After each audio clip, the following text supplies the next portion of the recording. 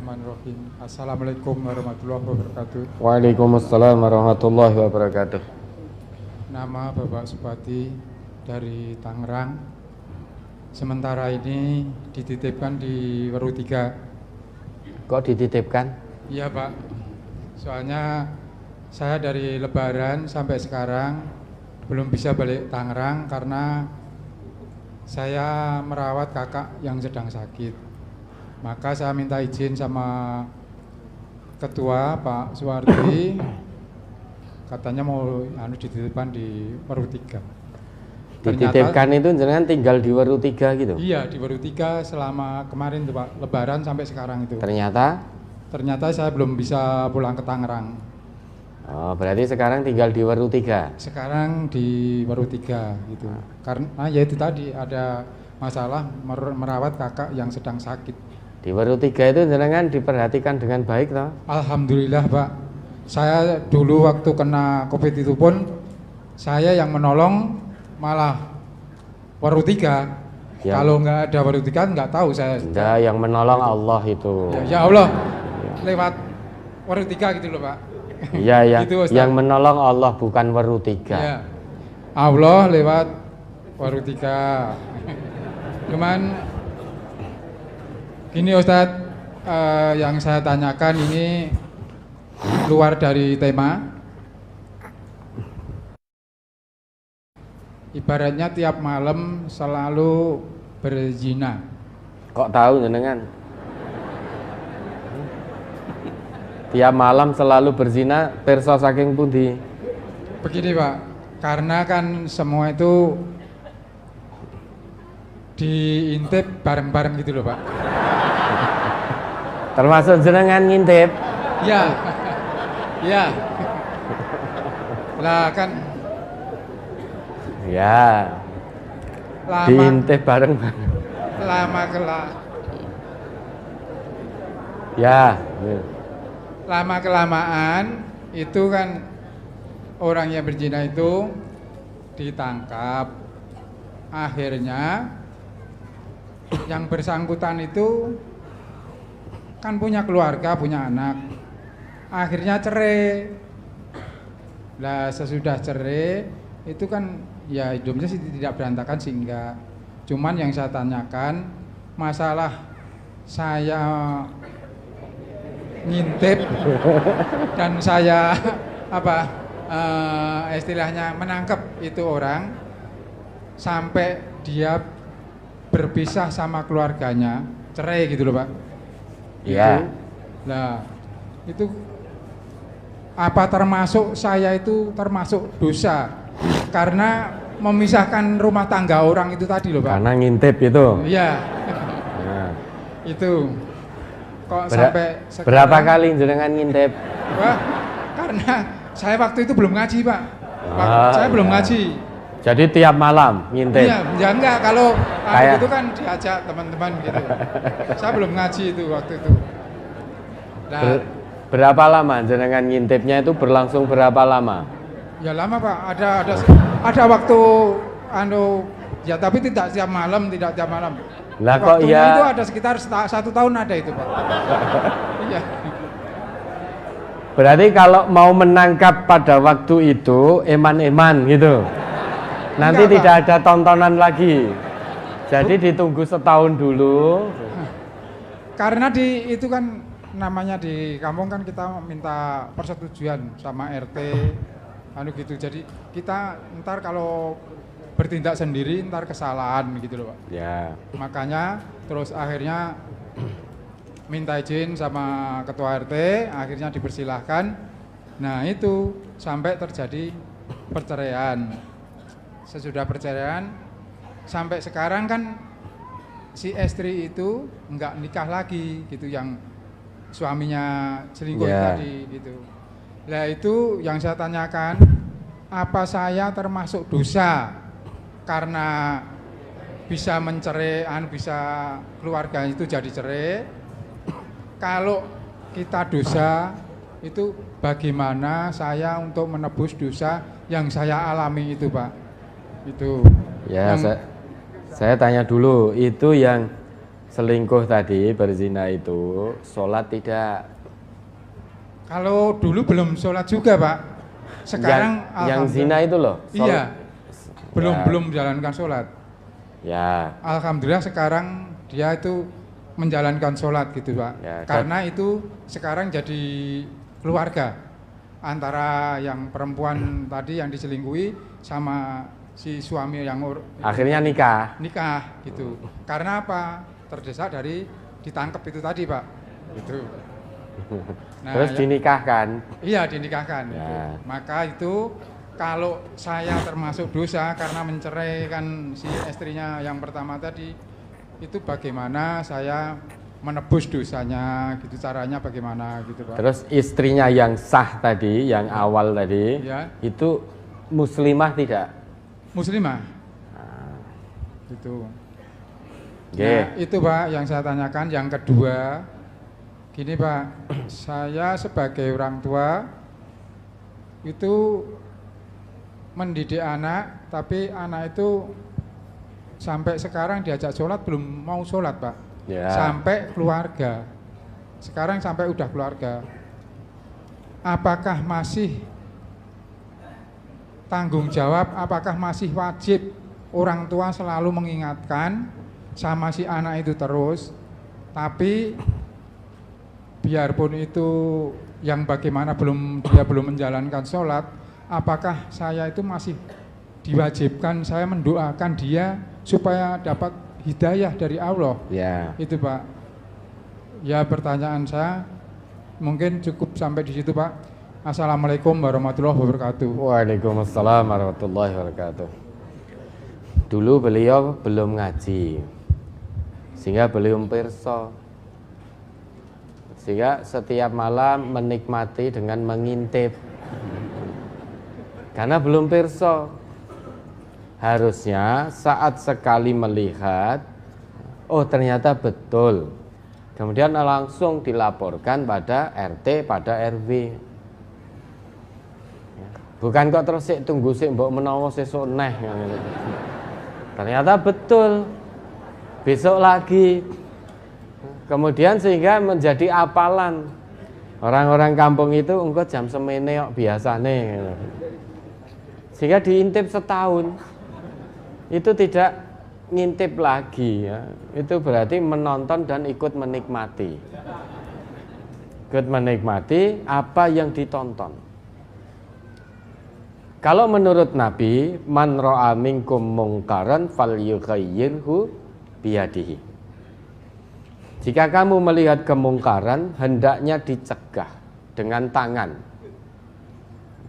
Fa illam yastati' fa bilisanihi. Kalau tidak bisa, maka dengan lisan, berikan nasihat. Kalau tidak bisa pula, fa biqalbi, dengan hati. Wadzalika at'aful iman. Mencegah kemungkaran dengan hati, itulah selemah-lemah iman. Kalau memang terjadi kemungkaran, kita tidak bisa mencegah, bisanya hanya dengan hati, maka wujud bahwa kita tidak suka perbuatan itu, kita tidak berada di tempat itu. Nah tadi yang pertama sudah dibuktikan diintip ternyata tenan zina, berselingkuh. Itu sudah cukup bukti. Yang menyaksikan tadi tidak hanya panjenengan sendiri. Maka harusnya dilaporkan segera biar tidak berlarut-larut. Kalau menurut Islam, pelaku zina yang sudah menikah hukumnya apa? Rajam. Yaitu dilempari batu kepalanya hingga meninggal dunia. Oh kejam hukum Islam? Bukan. Kalau tidak ingin dirajam maka jangan zina. Sudah Allah anugerahi pintu halal, kenapa tidak disyukuri? Kenapa malah pilih pintu haram? Sedangkan zina itu keji. Zina itu sangat kejam. Dia sampai menghapus hubungan perwalian nasab. Kalau terlahir dari perbuatan zina seorang anak perempuan, maka anak ini tidak punya bapak secara nasab. Meski di dalam akte tertulis anaknya fulan. Namun nanti kalau mau menikah, dia harus dengan wali hakim. Tidak bisa dinikahkan walinya ayah biologisnya yang dari zina tadi. Tidak bisa. Karena dalam Islam itu anak perempuan atau anak hasil zina dia tidak punya wali nasab secara syariat. Kejam sekali perzinahan itu, keji. Maka jangan hanya pengen zinanya saja, hanya menuruti hawa nafsu, penake ra sepiro, paling berapa menit toh? Paling berapa jam? Kalau sudah ya sudah. Waktu nafsunya muncak naik, terlampiaskan, paling hanya berapa lama? Setelah selesai sudah. Nanti kalau muncul lagi, zina lagi, muncul lagi, zina lagi. Tetapi kejamnya luar biasa. Oh, rajam itu melanggar hak asasi manusia. Hak asasi manusia itulah melanggar ketentuan Allah. Karena ketetapan Allah berlaku. Andai kata negeri kita ini berlaku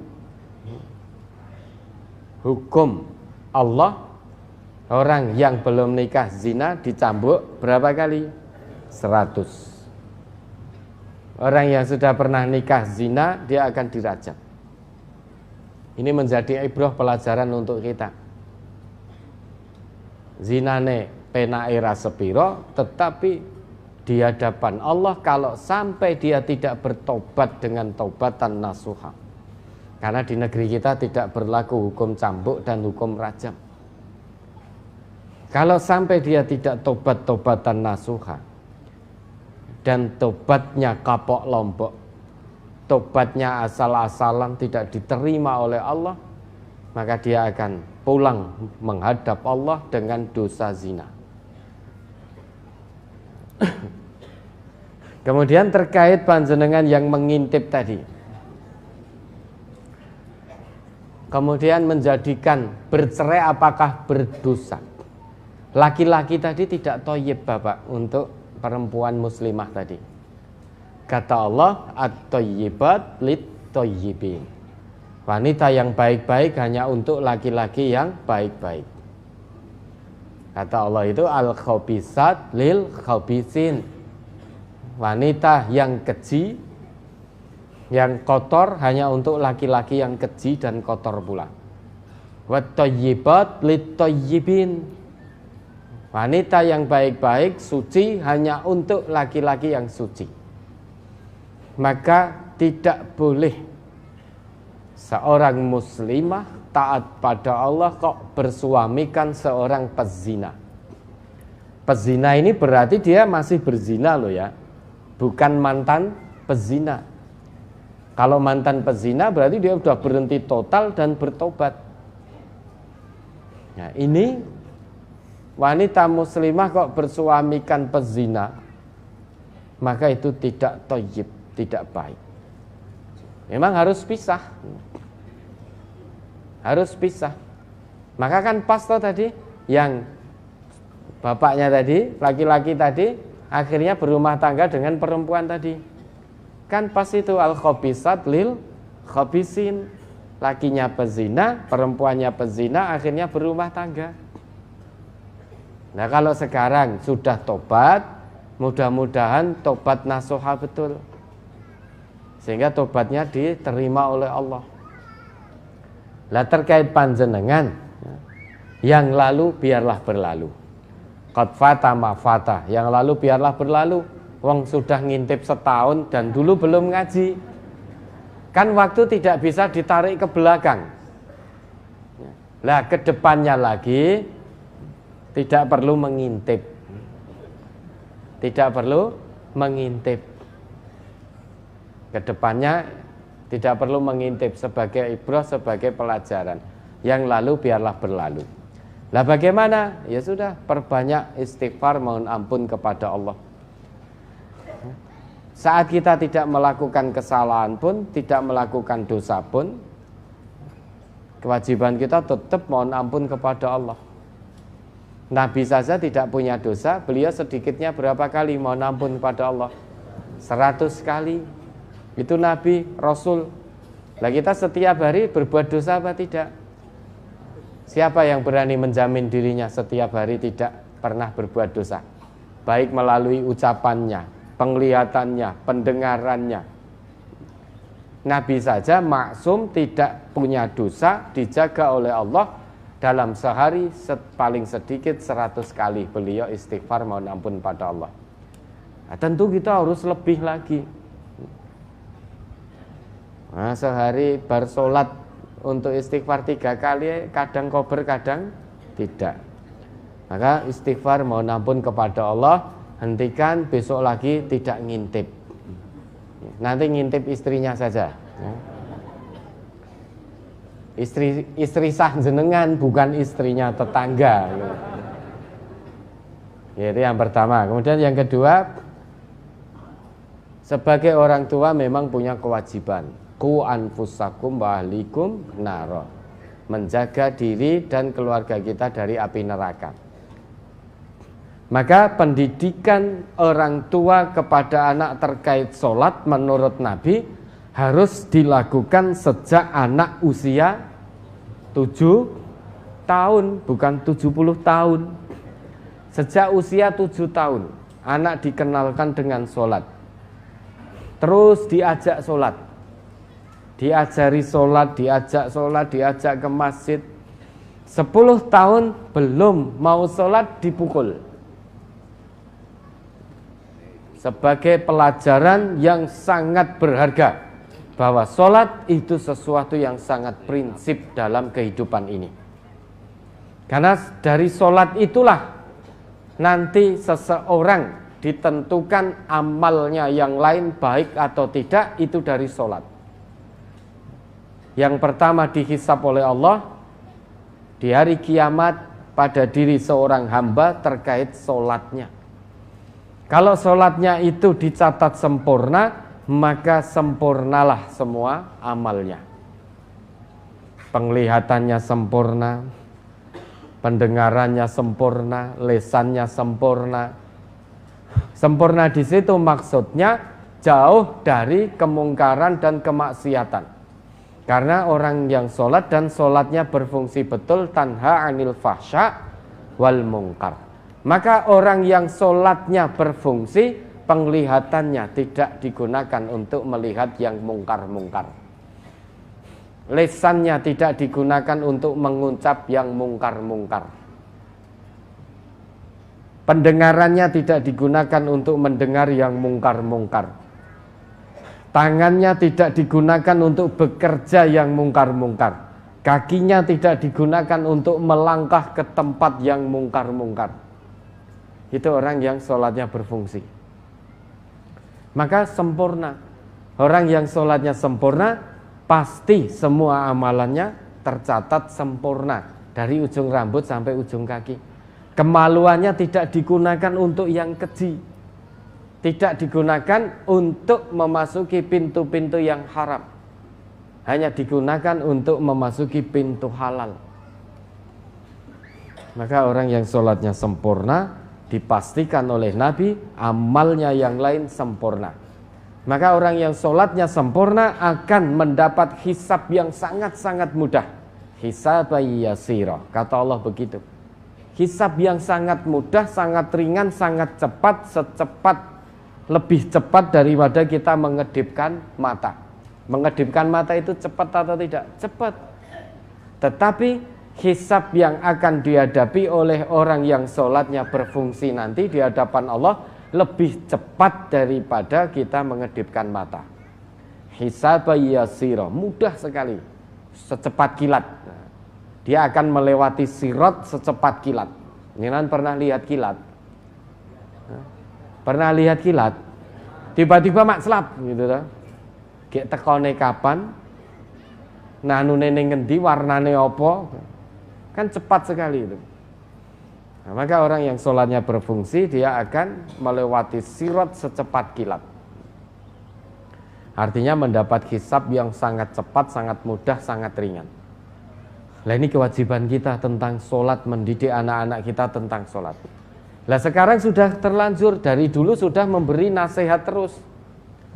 Apakah sekarang masih menjadi kewajiban? Selama Bapak masih diberi kehidupan oleh Allah, selama anak itu juga masih diberi nyawa oleh Allah, kewajiban Bapak terus mendoakan anak itu agar dibukakan hatinya menerima hidayah dari Allah, dan terus memberi nasihat dan mengajak. Tidak hanya nasihat saja, mengajak, memberi contoh.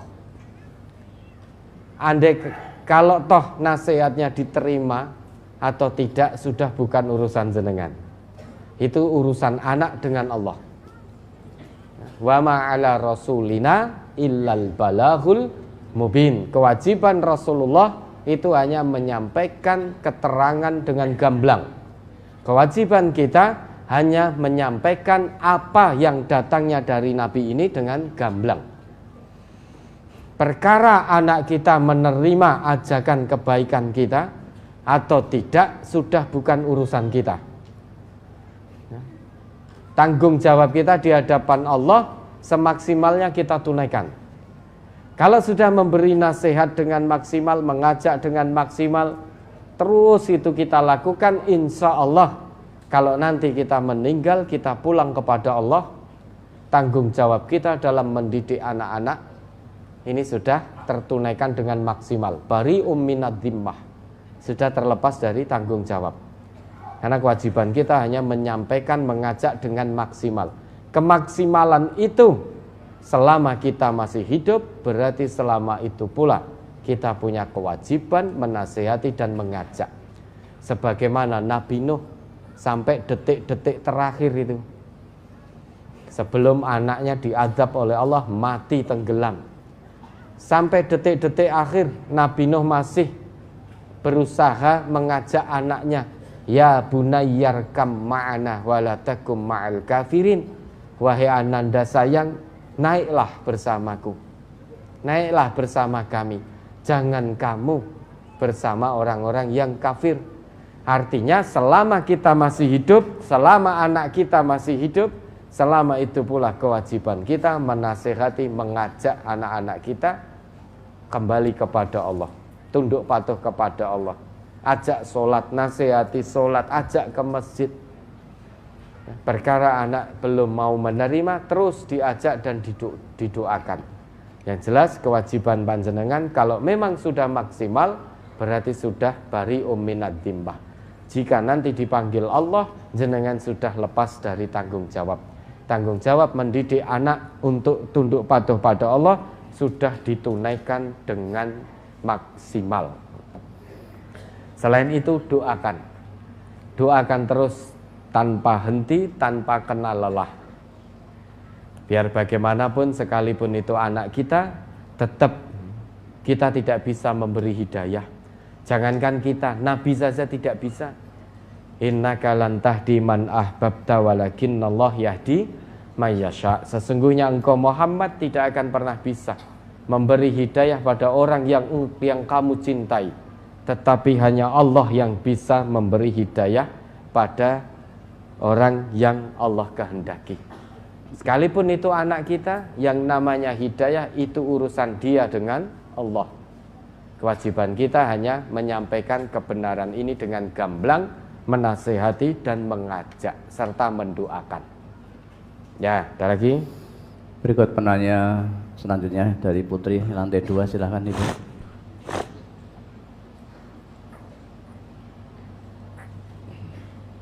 Mic-nya dihidupkan. Mari mic-nya dihidupkan. Sudah hidup. Belum. Agak dikeraskan volumenya. Mari yang bertugas mohon itu dihidupkan mic-nya. Nomor berapa itu mic-nya? Dimasukkan, dinaikkan. Ya sudah.